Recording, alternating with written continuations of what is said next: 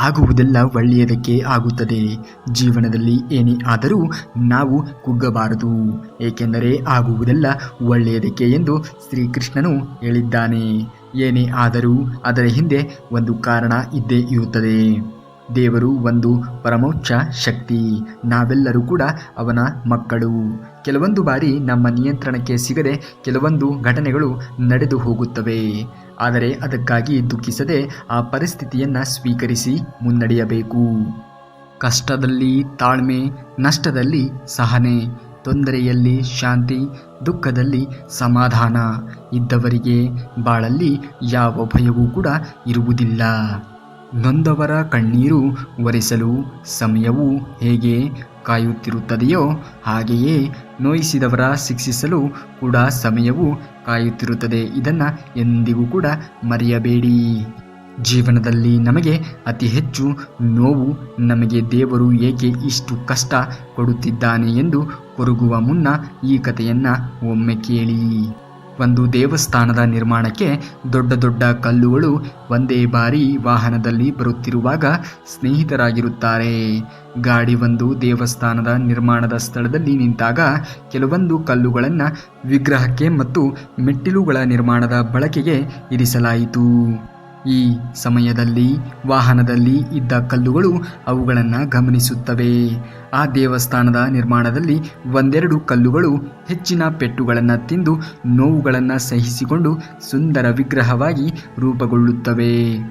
ಉಳಿದ ಕೆಲವು ಕಲ್ಲುಗಳು ಒಂದೆರಡು ಪೆಟ್ಟುಗಳನ್ನು ತಿಂದು ಹಾಯಾಗಿ ಕುಳಿತಂತೆ ಮೆಟ್ಟಿಲುಗಳಾಗಿ ನಿರ್ಮಾಣಗೊಳ್ಳುತ್ತವೆ. ಇವನ್ನೆಲ್ಲವನ್ನ ವೀಕ್ಷಿಸಿದಂತಹ ಇಬ್ಬರು ಸ್ನೇಹಿತರಾಗಿರುವಂತಹ ಕಲ್ಲುಗಳಲ್ಲಿ ಒಂದು ಕಲ್ಲು ಹೇಳಿತು, ನೋಡು ಎಷ್ಟು ಕಷ್ಟವಿದೆ ಆ ವಿಗ್ರಹವಾಗಲು. ನಮ್ಮ ಮುಂದಿನ ದೇವಾಲಯದ ನಿರ್ಮಾಣದಲ್ಲಿ ನಾನು ಮೆಟ್ಟಿಲಾಗಿ ಉಳಿದುಕೊಂಡಿದ್ದೇನೆ. ನನಗೆ ಇಷ್ಟು ಪೆಟ್ಟುಗಳನ್ನು ತಿಂದು ನೋವುಗಳನ್ನು ಅನುಭವಿಸಲು ಎಂದಿಗೂ ಕೂಡ ಇಷ್ಟ ಆಗುವುದಿಲ್ಲ. ನೀನು ನನ್ನ ಬಳಿ ಮೆಟ್ಟಿಲಾಗಿ ಉಳಿದುಕೋ, ಅತಿ ಹೆಚ್ಚಿನ ಪೆಟ್ಟು ಇರುವುದಿಲ್ಲ.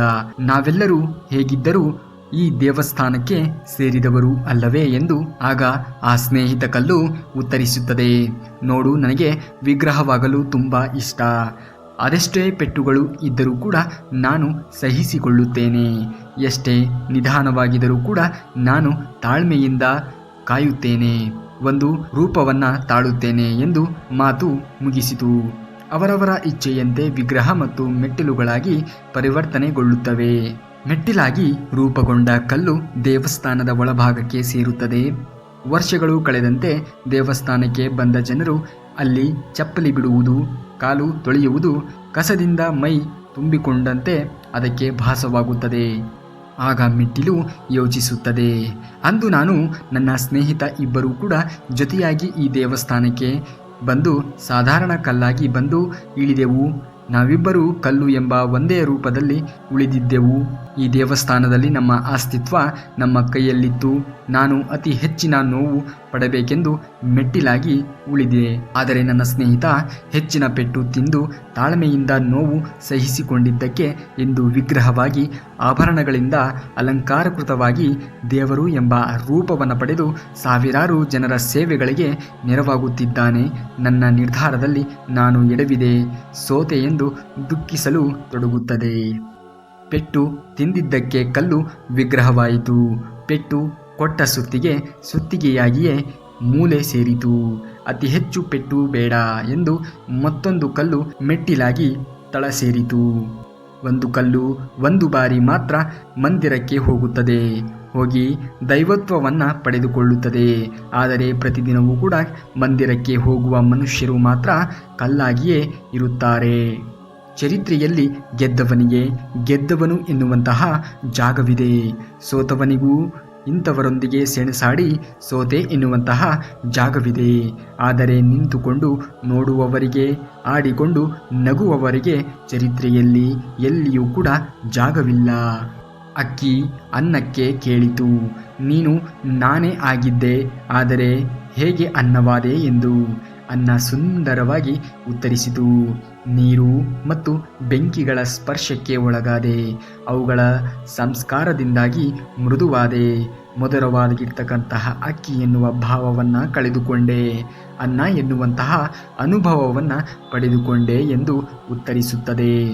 ಅದೇ ರೀತಿ ಸಜ್ಜನರ ಸಹವಾಸದಿಂದ ನಮ್ಮಲ್ಲಿರುವ ಅಜ್ಞಾನ ತೊರೆದು ದುಗ್ಮಾನಗಳು ತೊಲಗಿ ಪುಣ್ಯ ಜ್ಞಾನ ಮೋಕ್ಷಗಳೆಂಬ ಮೃದುತ್ವವನ್ನು ನಾವು ದೊರಕಿಸಿಕೊಳ್ಳಬೇಕಾಗುತ್ತದೆ. ಭಗವಂತ ನಿನ್ನ ಪ್ರಾರ್ಥನೆಗೆ ತಕ್ಷಣವೇ ಪ್ರತಿಫಲ ಕೊಟ್ಟರೆ ನಿನ್ನ ವಿಶ್ವಾಸವನ್ನು ಇನ್ನೂ ಗಟ್ಟಿ ಮಾಡುತ್ತಿದ್ದಾನೆ ಎಂದು. ನಿನ್ನ ಪ್ರಾರ್ಥನೆಗೆ ತಕ್ಷಣ ಪ್ರತಿಫಲ ಸಿಗದೇ ಇದ್ದರೆ ನಿನ್ನನ್ನು ಪರೀಕ್ಷಿಸುತ್ತಿದ್ದಾನೆ ಎಂದರ್ಥ. ನಿನ್ನ ಪ್ರಾರ್ಥನೆಗೆ ಎಂದಿಗೂ ಕೂಡ ಪ್ರತಿಫಲವೇ ಸಿಗದೇ ಇದ್ದರೆ ಅದು ನಿನ್ನದಲ್ಲ.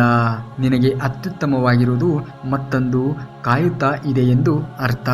ನಿನಗೆ ಏನು ಕೊಡಬೇಕು ಎನ್ನುವುದು ಭಗವಂತನಿಗೆ ಗೊತ್ತಿದೆ. ಅದನ್ನು ಅವನಿಗೆ ಬಿಡು. ಕೇವಲ ಭಗವಂತನ ಪ್ರೀತಿಗಾಗಿ, ಮೋಕ್ಷಕ್ಕಾಗಿ, ಸಾಧನೆಗಾಗಿ ಕರ್ಮ ಮಾಡು.